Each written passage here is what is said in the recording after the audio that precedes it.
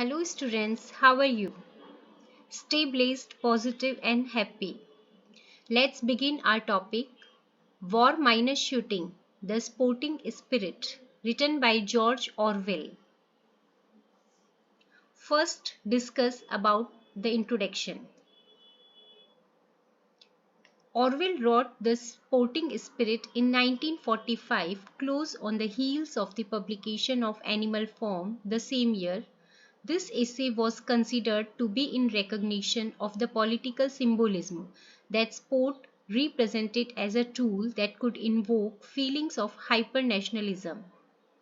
This essay represented some of Orwell's own hostile attitude towards the Stalin regime in the Soviet Union as drawn out by his response to the 1945 tour of Great Britain by the Soviet football team FC Dynamo Moscow.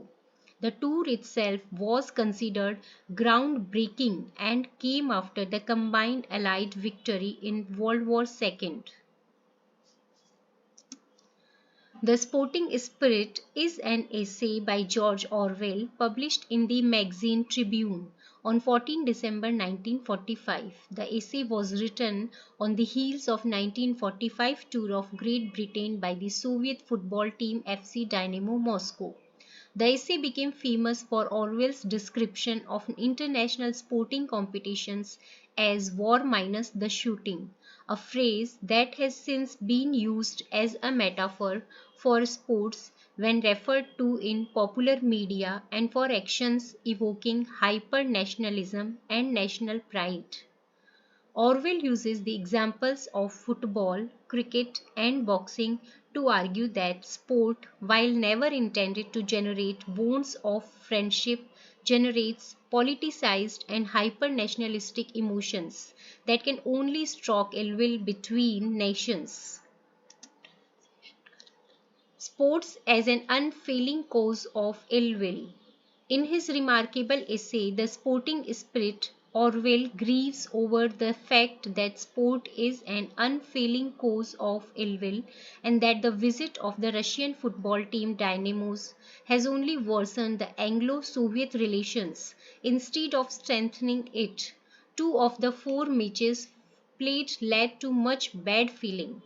At the Arsenal match, the referee was booed at. At the match in Glasgow, it was free for all right from the start. According to Orwell, football was capable of provoking the vicious passions of patriotism, resulting in fresh animosity on both sides. Sports played for exercise and sports played for prestige. On the village green, when you pick up sides, no feeling of local patriotism is invoked.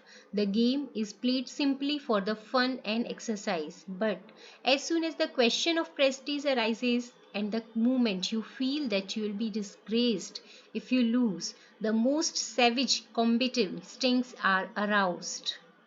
At the international level, sport is mimic warfare. More than the behavior of the players, it is the attitude of the spectators that aggravates the situation. And that is because of a false notion that running, jumping, and kicking a ball are tests of national virtue. Modern sport and its ancient origin. Orwell then proceeds to inquire into how this modern cult of sport arose.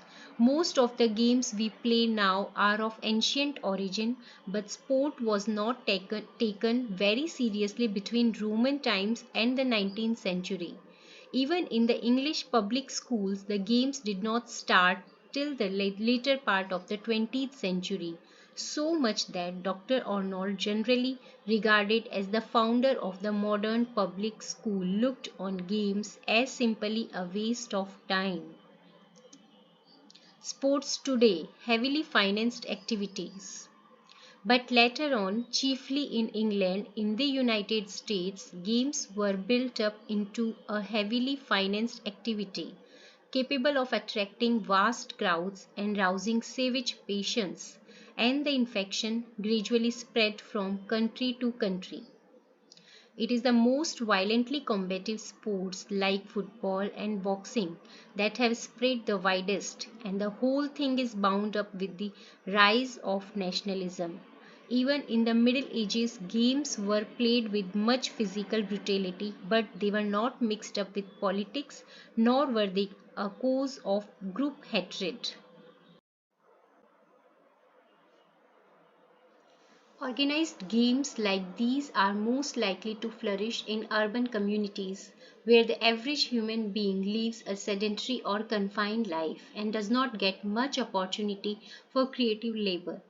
For these urbanites, Orwell advocates that when it is not possible to work off surplus energy by walking, swimming, and climbing trees, riding horses, one must indulge in group activities if one wants an outlet for one's physical strength or for one's sadistic impulses. Conclusion. Orwell winds up his essay with a fervent plea for good sportsmanship, which, according to him, is one of the most desirable qualities in any great player, as the Olympic oath majestically declares, in the true spirit of sportsmanship, for the glory of sports and the honor of our teams. Every player should imbibe these qualities of sportsmanship, which would go a long way in promoting the sporting spirit between nations.